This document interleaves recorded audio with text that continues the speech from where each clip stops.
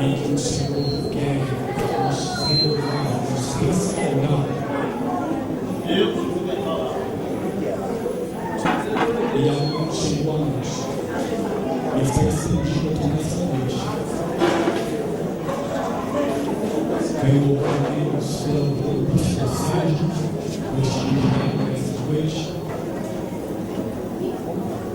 Louvar a Deus juntamente com a sua família e com esta igreja que vem com este propósito de adorarmos a Deus. Amados, não quero tomar muito tempo. Foi me perguntar o tempo. Eu quero ser fiel neste tempo. Peço que a igreja abra nossas Bíblias, que o Evangelho segundo escreveu São João, no capítulo de número 12.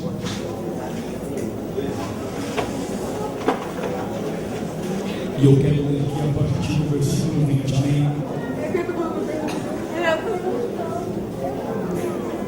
São João, capítulo 12.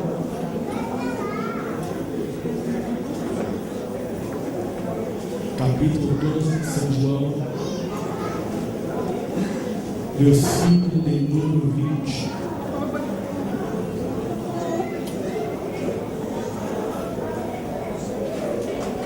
Todos que acharam, digam amém. Amém. Diz assim a palavra de Deus. Ora, havia alguns gregos entre os que tinham subido a adorar no dia da festa. Dirigiram-se a Filipe, que era de Betsaida da Galileia, e lhe rogaram: Senhor, gostaríamos de ver a Jesus. Filipe foi dizê-lo a André, e André e Filipe os disseram a Jesus. Jesus respondeu: é chegada a hora em que o Filho do Homem será glorificado. Em verdade vos digo, que se o grão de trigo cair na terra, não morrer, fica só, mas se morrer, produz muitos frutos. Quem ama a sua vida, perdê-la-á, mas quem odeia a sua vida neste mundo, guardá-la-á para a vida eterna.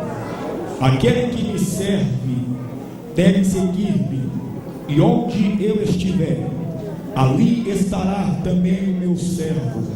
E se alguém me servir, meu Pai o honrará. Agora, o meu coração está angustiado. E que direi eu? Pai, salva-me desta hora. Mas foi precisamente para esta hora que eu vim. Pai, glorifica o teu nome. Então veio uma voz do céu: já o glorifiquei, e outra vez o glorificarei. A multidão que estava ali e ouviu a voz dizia que era um trovão. Outros diziam: um anjo lhe falou. Disse Jesus: não veio esta voz por causa de mim, mas por amor de vós. Agora é o tempo do juízo deste mundo.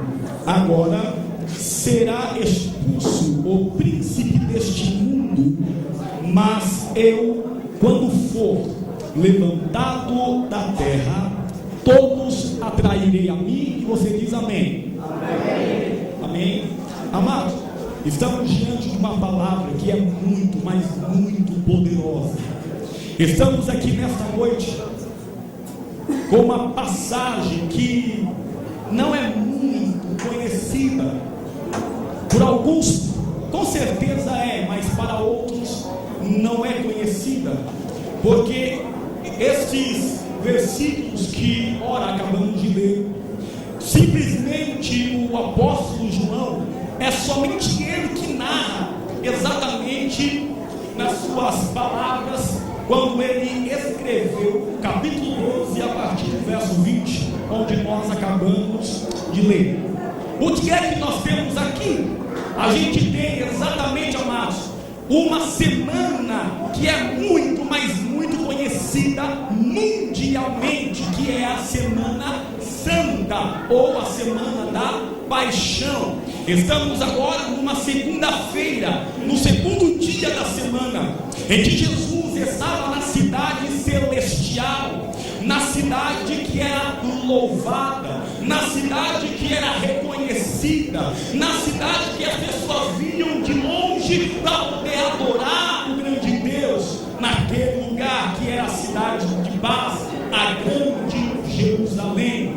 Jesus estava escrevendo no chão, ensinando os seus discípulos e uma grande multidão que ali estava, quando de repente, amados, a fama de Jesus era tão grande, mas tão grande, que veio pessoas da Grécia que ouviram falar de Jesus Cristo, mas não conheciam a Jesus Cristo. Eles queriam dialogar com Jesus, porque eles ouviram lá na Grécia que Jesus curou, que Jesus ressuscitou, que Jesus fez grandes feitos e milagres. Eles não conheciam a Jesus, mas queriam ver Jesus, conversar com Jesus, porque eles ouviram falar que Jesus estava em Jerusalém.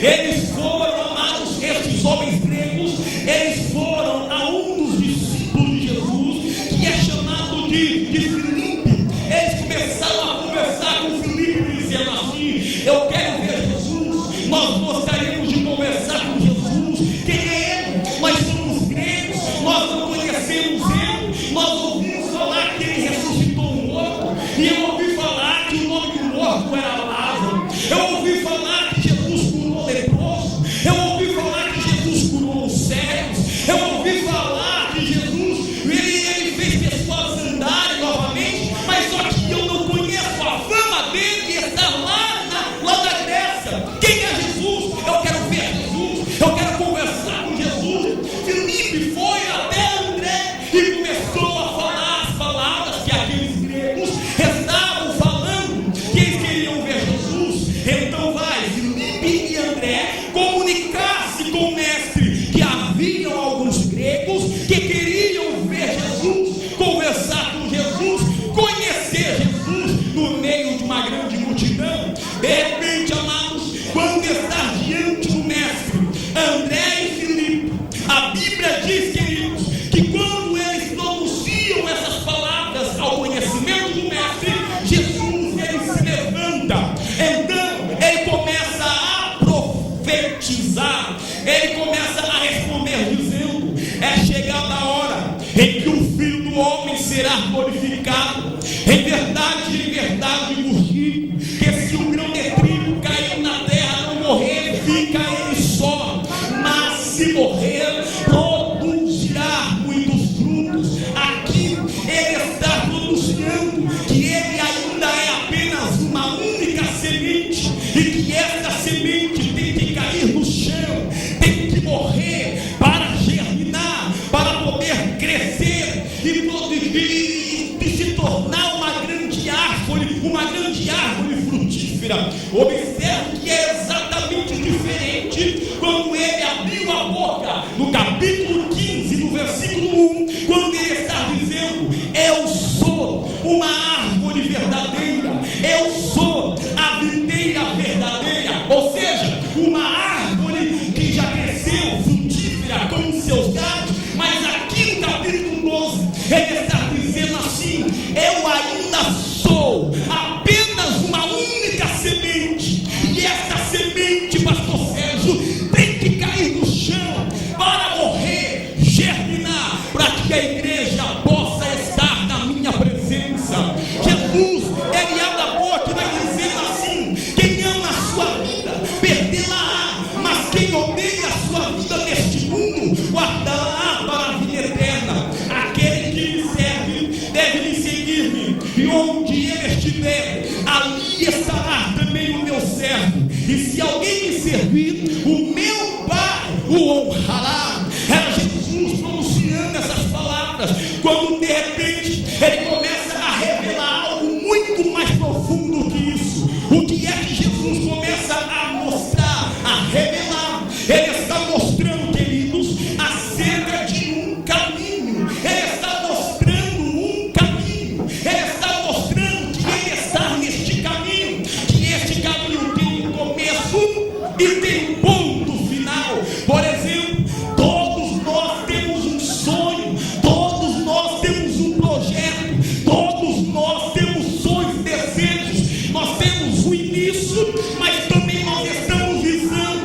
nosso ponto final. Estamos observando o nosso patamar mais elevado. Por exemplo, uma pessoa que se prepara para subir em uma das maiores montanhas do mundo, que é o Monte Everest. Lá embaixo está o começo, mas só que existe um caminho. Quando a pessoa chega lá em cima, no topo, a pessoa pode ter certeza, irmão, ele não vai ficar com a mão no bolso, de braço cruzado. O motivo da alegria dele de chegar no topo mais alto, com certeza, amados, é estender as mãos assim bem alto, para poder mostrar e provar que ele chegou lá e que ele conquistou.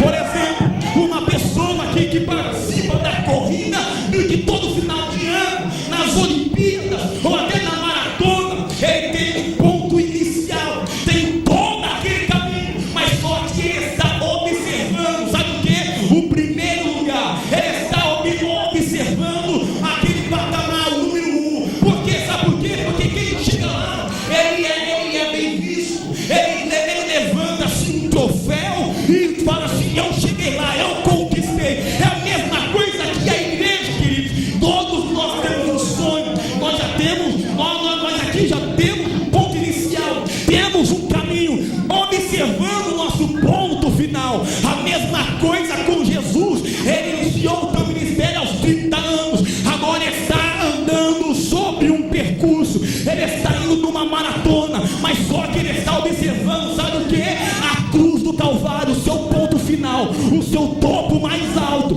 Quando Jesus, amados, ele está observando, ele está dizendo assim: eu tenho que chegar lá, mas quando eu chegar lá, eu vou atrair multidões para mim. Ele está dizendo assim: eu tive o início, tenho um caminho, e o meu ponto final é a cruz, é a minha morte. Se eu morrer lá, eu vou salvar a tua mãe, eu vou salvar o teu pai, eu vou salvar o teu vizinho, eu vou salvar a tua parentela, e a minha coroa, quer saber quem é? É você, é você, é você, sou eu, é a igreja do Senhor, é a igreja do Senhor. Nós somos a coroa do Cristo, nós somos a coroa do Mestre. Você é a coroa dele, você é a vitória dele. A igreja é a conquista do nosso Cristo na cruz do Calvário. Quantos acreditam?